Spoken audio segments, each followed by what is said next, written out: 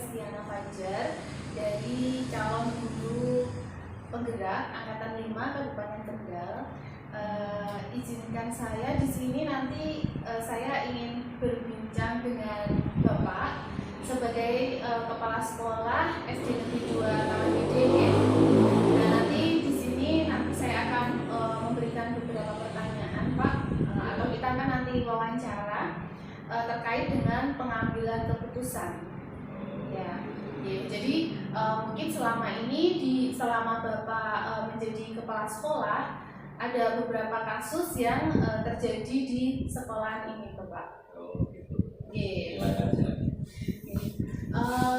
Bapak sudah menjabat sebagai kepala sekolah di SD Negeri 2 Taman Gede ini sudah berapa lama, Pak?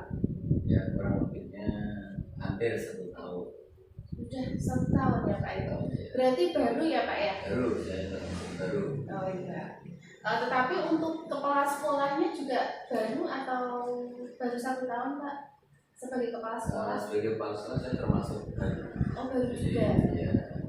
Oh, gitu. Oke.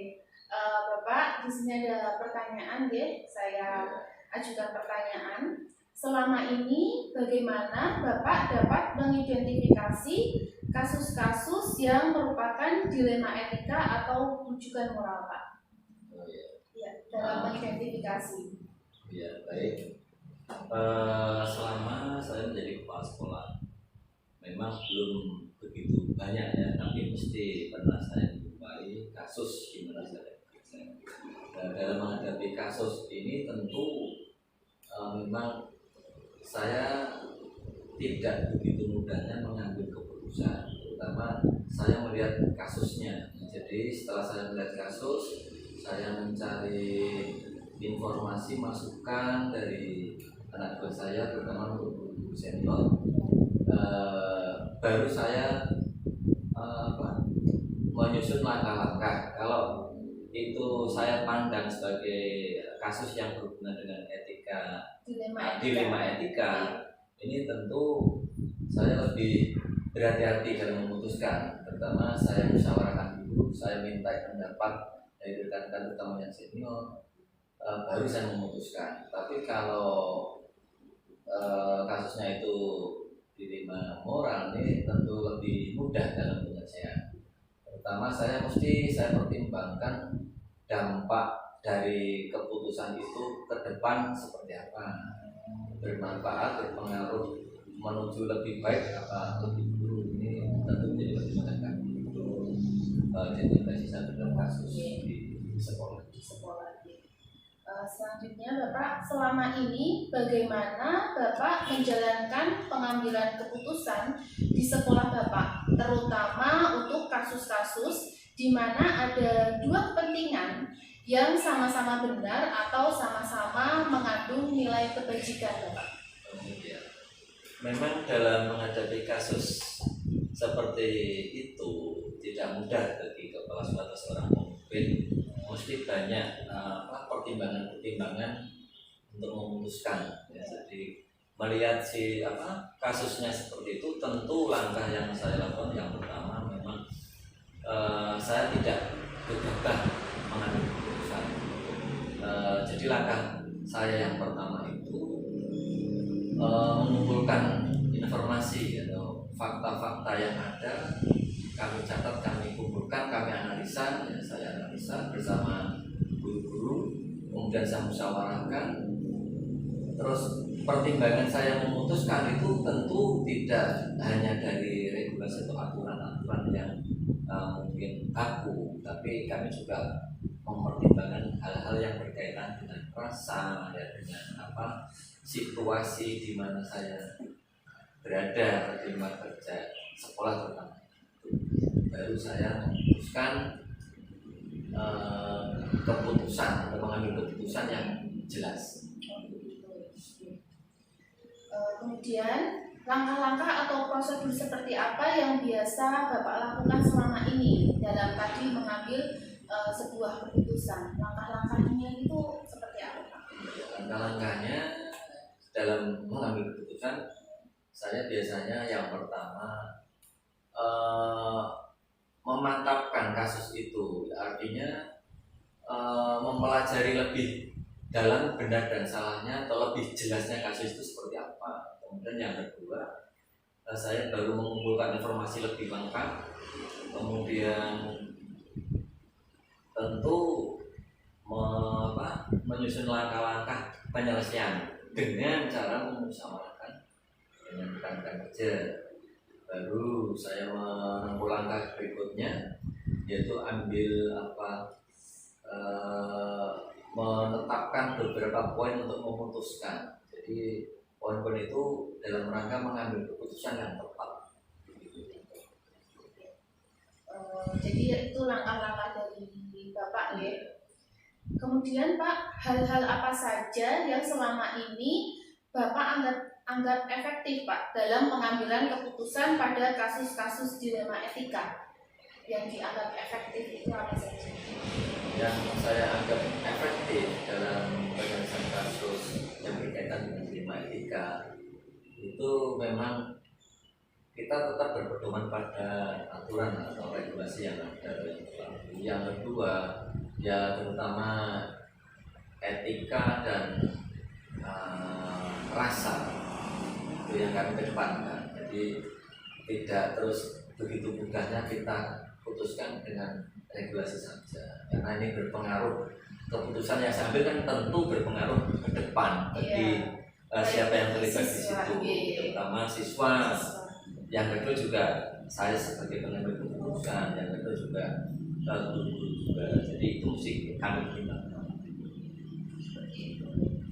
Kemudian hal-hal apa saja yang selama ini merupakan tantangan dalam pengambilan keputusan pada kasus-kasus dilema etika Pak? Jadi tantangannya apa dalam pengambilan keputusan? Memang dalam mengambil sebuah keputusan itu terkadang ada kasus yang membuat saya juga ragu gitu ya. Tapi di dalam keraguan itu kan mesti kita tetap mengambil keputusan yang tepat. Nah, untuk mengambil keputusan yang tepat itu tentu pertimbangannya lebih dalam, lebih luas, terutama dalam menghadapi kasus etika, dilema etika ini kan kasusnya tidak begitu terlalu jelas mana yang benar mana yang salah. Ini jadi kami kedepankan satu perasaan yang punya kasus dan kami yang akan menyelesaikan kasus. Yang kedua juga pengaruh ke depan, jadi efek samping ke depan itu kira-kira membawa lebih kebaikan apa justru menambah permasalahan. Ini yang kami kedepankan terutama dalam menghadapi kasus yang sama-sama. Baik, kemudian apakah Bapak memiliki sebuah tata kala Pak atau jadwal tertentu dalam sebuah penyelesaian kasus dilema etika? Apakah Bapak langsung menyelesaikan di tempat saat itu juga atau memiliki sebuah jadwal untuk menyelesaikannya? Bentuk atau prosedur seperti apa yang dijalankan oleh Bapak? Ya, dalam kasus dilema etika ini tentu kami mempertimbangkan jenis kasusnya. Ya, kalau memang kasusnya urgent harus diselesaikan, ya kami segera selesaikan. Tapi kalau memang itu bisa diselesaikan dalam waktu yang berbeda, mesti kami lebih persiapkan lebih matang untuk memutuskan. Jadi tidak tergesa-gesa. Berarti kan kesimpulannya tidak terjadwal. Tidak terjadwal. Yang penting kasus itu tidak terselesaikan, tidak terlalu lama. Ya, tidak berlarut-larut ya Pak ya. Oke. Kemudian Bapak, adakah seseorang atau faktor-faktor yang selama ini mempermudah atau membantu Bapak dalam pengambilan keputusan dalam kasus-kasus dilema etika Pak? Apakah ada seseorang atau faktor-faktor? Oh ya baik. Di lingkungan kerja itu karena kita merupakan sebuah tim ya, teamwork itu tentu dari anak buah atau anggota ada yang saya pandang mesti yang bisa membantu atau mungkin yang lebih ahli, lebih tahu, ini pasti kami minta masukan. Jadi masukan-masukan dari beliau itu saya gunakan untuk mengambil keputusan ya. Jadi selain bukan hanya dari pemikiran saya sebagai kepala sekolah atau pimpinan, tentu saya memperhatikan dari rekan-rekan yang saya anggap ahli atau tahu, terutama yang berkaitan dengan kasus itu. Berarti tetap bermusyawarah Iya, dengan tetap bermusyawarah guru, ya. Pak, ya. Jadi tidak sepihak, melibatkan berbagai pihak. Mungkin untuk kasus dari wali murid, ada kasus murid, berarti juga Bapak memanggil wali murid. Iya, seperti itu. tentu saya ambil murid, wali murid, guru kelas, guru-guru yang lain. Mungkin dari atasan Bapak, dari Korwil juga Oh kelas. ya, tentu kalau memang saya pandang itu kasusnya berat ya kami melibatkan stakeholder yang ada, misalnya begitu. Maka setiap ada kasus tentu saya harus memastikan kasus itu seperti apa, seberat apa, baru saya menentukan langkah. Iya, benar. Betul sekali Bapak. Kemudian Pak, dari semua hal yang telah disampaikan oleh Bapak tadi, pembelajaran apa yang dapat Bapak petik dari pengalaman Bapak mengambil keputusan dilema etika Bapak? Oh iya. Dari pengalaman saya selama ini, terutama dalam mengambil keputusan, terutama yang berkaitan dengan kasus dilema etika, itu memang sebuah keputusan itu tidak begitu mudah untuk diputuskan karena ini memang dilema ya. Tapi mau tidak mau sebagai pimpinan harus mengambil keputusan, jadi harus punya keputusan yang jelas dalam rangka menyelesaikan masalah atau kasus. Pembelajaran saya ambil dan yang dapat saya ambil ya itu. Jadi dalam memutuskan itu kita tidak boleh gegabah, tidak boleh tergesa-gesa, mesti dengan pertimbangan-pertimbangan yang matang untuk bisa memutuskan dan hasil keputusan itu bisa diterima semua orang, semua pihak, terus punya pengaruh yang baik ke depan, tidak pengaruhnya malah bisa menimbulkan pengaruh baru. Nah ini tentu pertimbangan itu yang kami terutama bagi murid ya Pak ya, terutama bagi murid harus atau yang punya berpengaruh dengan masa depannya. Iya, betul. Jadi itu pembelajaran yang Bapak ambil dari pengambilan keputusan terkait kasus dilema ini. Terima kasih sekali Bapak, sangat luar biasa sekali ini bisa menjadi panutan saya ke depan. Ini berbagi saja sebenarnya ya. Memang di dunia seperti ini banyak sekali permasalahan-permasalahan yang mungkin berupa kasus yang harus kita mau tidak mau kita hadapi, kita selesaikan. Kita sebagai pemimpin, sebagai pendidik, ini tentu harus bisa mengambil langkah yang tepat yang bisa kita oleh semua. Iya, terima kasih sekali Bapak. Ini cukup dari saya pertanyaannya. Semoga ini bisa menjadikan manfaat untuk saya sendiri atas jawaban-jawaban Bapak, bisa memberikan pengalaman bagi saya ke depannya, dan semoga Bapak bisa selalu sukses menjadi pemimpin di SD Negeri 2 Taman Gede. Semoga semakin jaya SD-nya, berprestasi. Terima kasih sekali Bapak atas waktunya, doanya, atas supportnya. Iya. Mudah-mudahan apa yang menjadi tugas Ibu juga membawa kesuksesan ya di depan. Monggo selamat.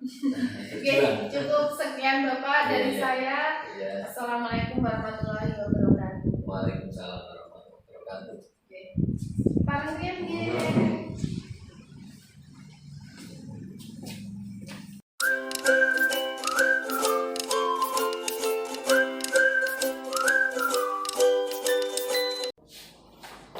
Assalamualaikum warahmatullahi wabarakatuh. Waalaikumsalam warahmatullahi wabarakatuh. Yang kami hormati Bapak Ahmad Jamaluddin Malik SPD selaku Kepala SD Negeri 2 Pondokjo. Perkenalkan kami berdua dari calon guru penggerak Angkatan 5 Kabupaten Kendal. Kami berdua bermaksud untuk sedikit berbincang Bapak, yaitu wawancara pada Bapak. Nanti ada beberapa pertanyaan dari kami yang terkait pengambilan keputusan yang sudah Bapak pernah lakukan.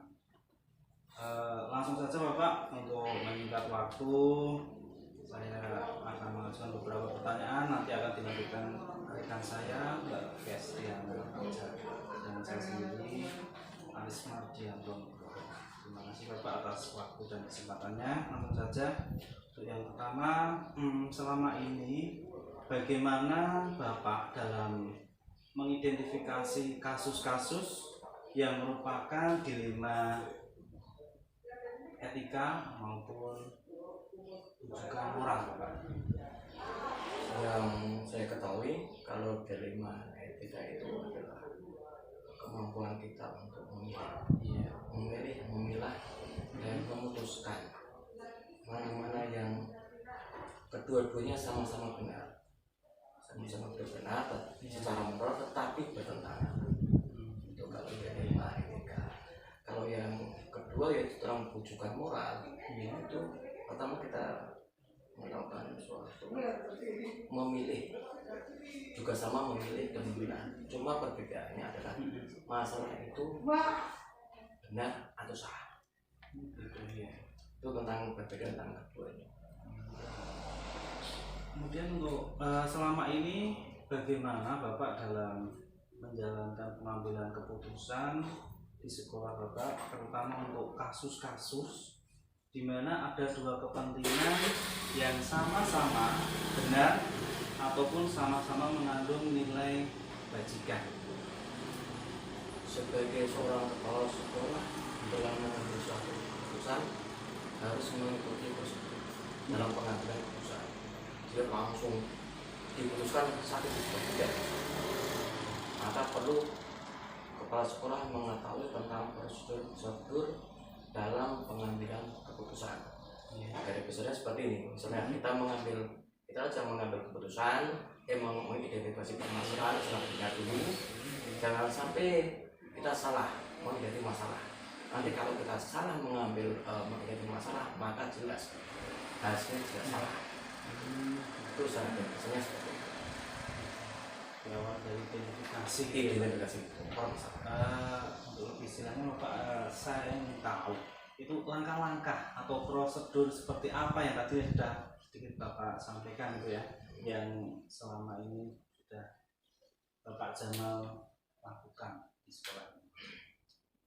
Ini setiap kepala sekolah mempunyai teknik yang mungkin teknik atau prosedur yang berbeda-beda. Bisa melihat dari situasi, kondisi, orang-orang yang terlibat di dalamnya. Itu banyak faktor yang dalam teknik pengambilan keputusan gitu ya. Tapi kalau saya sendiri sebagai kepala sekolah mempunyai langkah-langkah pengambilan keputusan. Yang pertama, saya akan mengidentifikasi permasalahan. Mengidentifikasi berarti kita harus betul-betul tahu permasalahan yang saya hadapi. Betul-betul, dan kalau mau betul-betul yang saya hadapi seperti apa, maka saya harus mempunyai informasi atau fakta pendukung. Jangan sampai kita salah mengidentifikasi masalah. Jangan sampai masalah itu hanya jari katanya tidak seperti itu. Kita harus cari informasi fakta-fakta yang mendukung. Nah, informasi dilihat tidak hanya dari satu orang, tapi dari beberapa orang. Dan juga dari beberapa pihak yang berbeda. Nah, misalnya dari orang tua sendiri bagaimana, dari siswanya bagaimana, dari gurunya bagaimana, dari orang misalnya penjual yang melihat kejadian itu gimana. Nah, kita lihat dari itu. Nah, setelah mengidentifikasi permasalahan itu, nah, baru kita lihat garis besarnya seperti apa. Maka kan bisa disimpulkan dari fakta-fakta itu. Itu langkah pertama mengidentifikasi masalah. Setelah masalahnya belum kita ketemu, ya kita perlu yang langkah yang kedua, yaitu mencari alternatif pemecahan masalah, solusinya. Solusinya gimana? Nah, dari masalah itu kita harus mempunyai alternatif solusi, tidak hanya satu solusi. cari beberapa solusi, karena bisa kita digunakan. Kenapa kok kita mempunyai beberapa alternatif solusi? Karena mengantisipasi jikalau solusi yang pertama tidak berhasil, harus bisa gunakan dengan cepat, kita bisa menggunakan solusi yang kedua. Nah, pengambilan solusi itu berdasarkan banyak faktor juga. Nah, misalnya dia dari berapa, apa saja yang terlibat, siapa saja yang terlibat dalamnya, siapa saja yang terlibat di dalamnya, itu sangat menentukan dalam pengambilan keputusan. Terus kepentingan itu sifatnya gimana? Harus, tidak harus, penting, tidak penting, mendesak, tidak mendesak. Nah, kita pakai skala prioritas untuk pengambilan keputusan. Dan kita juga harus melihat efeknya. Nanti setelah mengambil keputusan itu gimana? Efeknya gimana? Misalnya efeknya berpengaruh langsung tidak, efektif tidak. Nah, itu kita pertimbangkan. Setelah beberapa alternatif itu, pemecahan itu kita buat, baru kita mau tidak mau harus membuat suatu keputusan. Nah, itu harus segera diputuskan. Jangan sampai lama. Kita tidak boleh ada masalah langsung diputuskan, nggak boleh. Tapi juga kita tidak boleh terlalu lama membiarkan masalah itu terjadi terus. Karena kalau terjadi lama dibiarkan, maka masalah itu akan menimbulkan masalah yang lain. Maka dipikirkan matang-matang, dibuat keputusan dengan tadi sepertinya itu mempertimbangkan hal itu. Nah, kita buat keputusan. Nah, setelah membuat keputusan, kita lihat keputusannya nanti efeknya di mana pada permasalahan itu, menimbulkan solusi yang terbaik atau tidak. Nah, kita lihat dulu. Seandainya kok menimbulkan solusi yang terbaik, maka tetap kita refleksi diri. Oh, itu nanti bisa digunakan untuk jikalau mengalami suatu permasalahan yang setara sama. Tapi jikalau itu tidak solusi yang terbaik, maka kita langsung mengambil solusi yang kedua. Solusi itu jelas tadi sudah di peringkat tentang apa jenis alternatif solusinya sudah ada. Itu kalau saya pribadi menggunakan cara seperti itu untuk menyelesaikan suatu masalah yang menurut saya efektif. Berarti Bapak itu sudah mempersiapkan solusinya lebih dulu, lebih dari satu. Iya. Betul. Biar nanti kalau yang solusi pertama itu tidak bisa digunakan, bisa menggunakan beberapa solusi yang lain. Sehingga kita tidak terlalu lama mikir. Karena nanti kalau terlalu lama kita mikir, nanti bisa menimbulkan masalah seperti yang saya sampaikan itu. Itu tentang permasalahannya nanti akan berlarut-larut. Betul. Berlarut-larut, nanti banyak sekali yang efek-efek yang bisa menimbulkan masalah yang baik.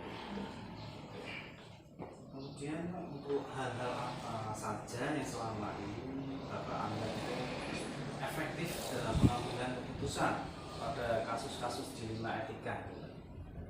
Pertama, kalau saya melihat orang siapa yang terlibat, siapa yang terlibat dalam permasalahan itu. Kenapa kok tokohnya dulu? Karena di balik tokoh itu ada orang lain yang mungkin bisa memperkeruh suasana, bisa atau bisa juga mendukung terselesainya suatu masalah. Itu yang bagus seperti itu. Tapi ada juga kita tidak bisa memungkiri ada pihak-pihak lain yang tidak mendukung tapi malah memperkeruh suasana. Provokasi. Provokasi bahasanya itu provokasi. Itu yang pertama. Yang kedua, kita juga harus mempunyai dasar-dasar tentang aturan-aturan, norma-norma yang berlaku, yang kita yakini, jelas norma kita yang yakini itu. Nah, norma-norma itu sebagai dasar kita dalam memilih permasalahan-permasalahan itu dan efeknya. Itu bisa mengaruhi, itu suatu tantangan juga.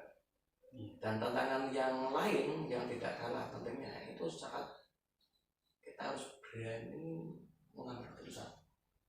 Mau tidak mau kita harus mengambil keputusan. Dari alternatif yang tadi saya sampaikan, harus berani mengambil keputusan. Saya yakin keputusan itu tidak bisa menyenangkan semua pihak. Dan bisa. Pasti ada yang tersakiti. Tapi minimal kita sudah berusaha yang terbaik sesuai dengan aturan yang kita miliki. Dari norma-norma aturan yang kita miliki tadi. Itu dari saya tantangannya seperti itu. Resikonya seperti itu. ada konsekuensi yang dari pengambilan keputusan gitu ya, ada Betul. konsekuensi dan resiko yang diambil setelah pengambilan keputusan. Betul sekali. Kita harus memikirkan itu resiko itu. Iya. Bersatu ya efeknya itu dan lain sebagainya harus kita pertimbangkan. Itu tantangannya seperti itu. Ya terima kasih Pak atas tadi jawaban dari Pak. Untuk selanjutnya nanti akan dilanjutkan oleh Masih ada. Istri. Ya. Ya Pak, di sini saya akan melanjutkan pertanyaan dari Bapak Aris. Hal-hal apa saja Pak yang selama ini merupakan tantangan dalam pengambilan keputusan pada kasus-kasus dilema etika? Pertama, kalau saya lihat tuh atasan. Di sini walaupun saya sebagai seorang atasan, kepala sekolah sebagai atasan, tapi juga saya harus memperhatikan yang lain. Untuk atasan saya juga, saya jadinya juga mempunyai atasan. Atasannya Pak Saya Sulaiman. sendiri, ya dinas pendidikan dan kebudayaan itu sendiri. Lewat mungkin yang diberikan oleh bisa lewat korwil, pengawas dan sebagainya. Itu termasuk dalam Tantangan ya Pak. tantangan pengambilan keputusan. Yang kedua, aturan dan peraturan yang harus dipenuhi. Misalnya inilah salah satu kemarin pas pembinaan oleh Bapak Kabid terangkan, Pak Kabid Pak Puji Sartono terangkan seorang kepala sekolah itu harus kita mulai belanja. Dulu kita guru hanya masalah pembelajaran, tapi kalau sudah jadi kepala sekolah maka harus memahami beberapa aturan yang berlaku di secara umum, baik secara umum yang peraturan itu berlaku untuk semuanya, semua PNS, misalnya kedisiplinan PNS itu kan aturan juga yang berlaku umum, tapi juga aturan-aturan yang ada di dunia pendidikan. Nah, terus itu yang ketiga yaitu tentang apa ya, nilai rasa yang harus diutamakan. Kadang kita itu sebagai kepala sekolah itu ada orang yang dituakan, tidak hanya memegang pada mengambil keputusan, tidak hanya pada memegang aturan, tapi kita juga harus pakai rasa. Kita harus pakai rasa. Kita juga manusia mempunyai rasa, tidak kaku. Kalau aturan kan bersifatnya kaku. Kalau kita kepala sekolah harus punya rasa. Misalkan ada yang izin karena orang tua sakit atau sebagainya, kita harus pakai rasa seperti itu. Kenapa kita mau menggunakan rasa? Karena tujuan utamanya dalam suatu organisasi, jangan sampai suatu organisasi akan dikatakan berhasil jikalau ada kekompakan. Kekompakan pada anggota-anggotanya. Nah, biar kompak, kita sebagai seorang pemimpin, maka harus bisa memaklumi keadaan. Tapi juga kita harus berpegang teguh pada aturan. Jangan kita memaklumi terus. Jangan seperti itu. Tetap kita bantukan. Tapi juga tidak harus aturan seperti itu, sudah tahu seperti itu, tidak seperti itu. Maka kita aturan tetap dipakai, rasa juga dipakai, rasa seperti itu. Sehingga ya kita lihat situasinya aja lah. Itu seperti apa keadaannya, misalnya ada gawe atau guru yang datang, kalau sekali-kali terlambat, ya bisa kita tanya alasannya apa, seperti itu. Kita lihat orang anaknya sakit atau gimana, semuanya tidak berangkat. Kalau misalnya kok sampai tidak berangkat, ya sesuai dengan aturan, kita bisa menggunakan wewenang kita sebagai kepala sekolah untuk menyelidiki sebuah masalah dan sebagainya. Tadi seperti langkah tadi yang saya sampaikan tadi, ternyata seperti apa kadang kok bisa terlambat. Itu kalau dari kita sebagai kepala sekolah. Kalau dari siswa jelas itu baca nanti guru salah satunya kalau tidak seperti masalah dari siswa itu tantangan ya Pak. Selanjutnya Bapak, apakah Bapak memiliki sebuah tata kelola atau jadwal tertentu Pak dalam sebuah penyelesaian kasus dilema etika?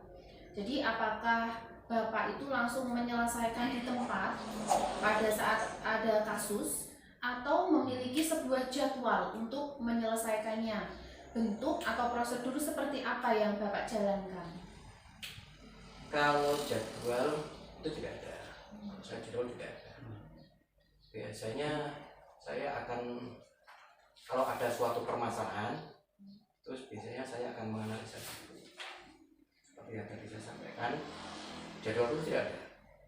Kenapa? Karena permasalahan itu tidak datang setiap hari, tapi juga bisa aja satu hari ada beberapa permasalahan. Iya, betul. Tidak menentu. Nah, maka kita harus punya teknik itu. Pertama, seperti yang sama tadi, menganalisa dulu. Dianalisa dulu tentang permasalahan-permasalahan itu. Terus mempertimbangkannya dari beberapa faktor, baru kita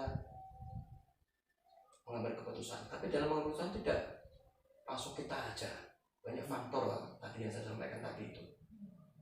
Dan kita juga bisa musyawarah. Misalnya ada suatu permasalahan di sekolahan, ada permasalahan di sekolahan, dan kita harus meminta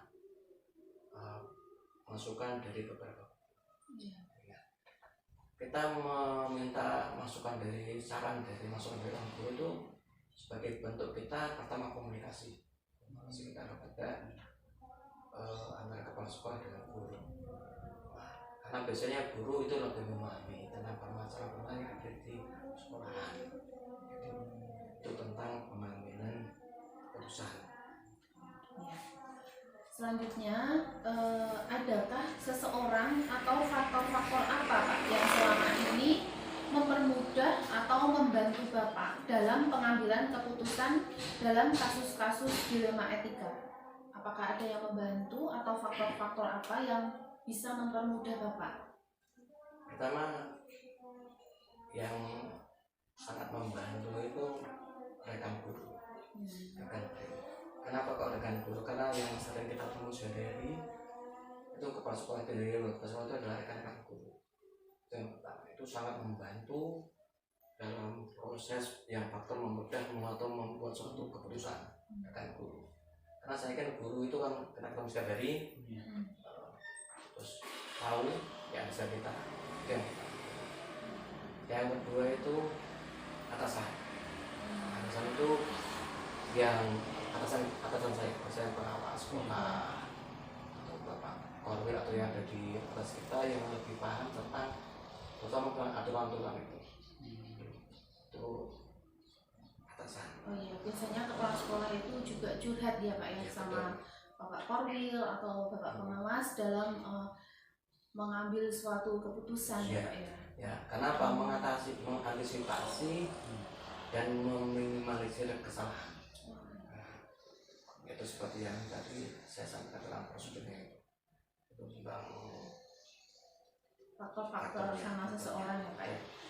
Nah, pertanyaan selanjutnya Pak, dari semua hal yang telah disampaikan, pembelajaran apa yang Bapak bisa petik dari pengalaman Bapak untuk dalam mengambil keputusan dilema etika Bapak? Yang saya bisa ambil pengalaman saya. Ya. Pertama, yang jelas biar keputusan tidak salah. Itu berarti kita harus betul-betul tahu permasalahannya. Jangan sampai terjadi malpraktek dalam. Kenapa? Kalau salah kita mengambil keputusan, menganalisa permasalahan, maka keputusan akan salah. Seperti itu. Itu pelajaran yang saya perlu petik. Yang kedua, pelajaran yang saya petik yaitu dalam suatu pengambilan keputusan kita harus bisa melihat dari sudut pandang, dari pandang orang lain, sehingga nanti kalau tidak dilihat dari informasi dari beberapa orang, nanti akan terkumpulkan suatu informasi fakta yang komprehensif. Kalau masalah sudah jelas, terus kita mengumpulkan fakta sudah jelas dari beberapa sudut pandang, baru tugas kepala sekolah salah satu pokoknya yaitu mengambil keputusan. Mau tidak mau kepala sekolah harus membuat keputusan dari permasalahan, masalah dan alternatif pemacaran dan sebagainya seperti yang saya tadi sampaikan. Itu pelajaran yang penting yang saya alami selama menjadi kepala sekolah. Tapi tentu saja keputusan itu jelas ada risikonya.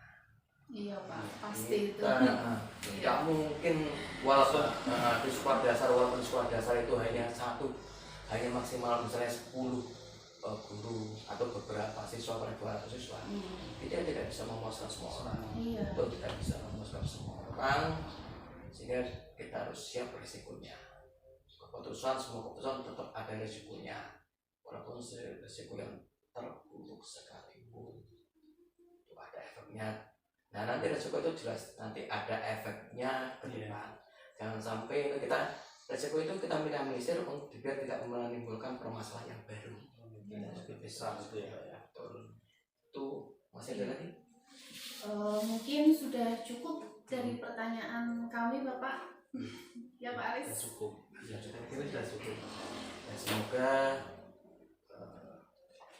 Bapak dan Ibu Aris sama Bu Festi dengan program calon guru penggerak ini mempunyai pengetahuan yang cukup yang nantinya dapat digunakan dalam pengelolaan sekolah. Kenapa? Karena untuk kedepannya seorang kepala sekolah itu harus mempunyai kompetensi yang jelas terstandar. Ini menurut saya ini salah satu bentuk kepedulian pemerintah dalam usaha memperbaiki kualitas dari guru dan kepala sekolah mendatang agar kedepannya outputnya terakhir itu mutu pendidikan yang bagus. Itu intinya kualitas pendidikan yang lebih bagus. Inputnya sudah ada, prosesnya sudah ada, outputnya nanti ya. Nanti yang saya harapkan seperti itu untuk penerus kami. Ada peningkatan kemampuan kompetensi dari kepala sekolah yang mendatang. Semoga bisa mengikuti jejak Pak Jamal. Saya masih banyak sekali kekurangannya. Banyak sekali kekurangan karena ya tidak sebagus pengetahuan dari calon penggerak. Iya, sama-sama belajar Pak. Iya betul. Kita harus dibimbing ya. Sharing gitulah. Sharing gitulah. Dari yang lebih tua gitu Pak. Kita sharing yang baik yang mana saya sekali lagi menyampaikan terima kasih atas waktu Bapak. Kemudian kita tadi sudah berbincang-bincang, kita sudah bisa menyimpulkan dan mendapat jawaban-jawaban dari Bapak. Itu merupakan hal yang baik untuk kami. Mudah-mudahan nanti ke depannya kita bisa melanjutkan apa yang tadi sudah Pak Jamal sampaikan, dan tidak lupa kami juga mendoakan kepada Bapak mudah-mudahan SD 2 Bonjojo semakin maju, semakin amin. sukses. Amin. Kemudian kami berdua mohon izin untuk melanjutkan aktivitas yang lain. Itu saja dari kami. Saya akhiri. Wassalamualaikum warahmatullahi wabarakatuh. Waalaikumsalam warahmatullahi wabarakatuh. Terima kasih Bapak Jamal. Monggo dilanjut.